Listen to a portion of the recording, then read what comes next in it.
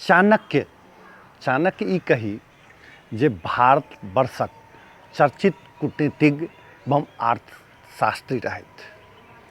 हुनकर विचार संसार के सब ठप एते तक कि यूरोपो में चाणक्य के बात जे छै से बराबर होइत रहैत अछि। कोनो पुस्तक निकले तो चाणक्य के प्रसंग अबिते रहैत अछि।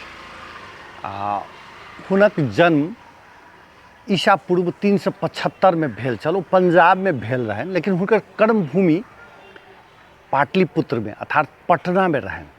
कहियो हुनका विषय में बात करब, लेकिन हुनकर एक विचार बड़ा प्रभावित केलक। आई पढ़ै छलहुँ एकटा पुस्तक, ओहि क्रम में वो विचार भेटल जे अहूँ सब संग साझा करी। और दू तीन टा बात केलक के रहथिन, मेहनत, धर्म आ मौन।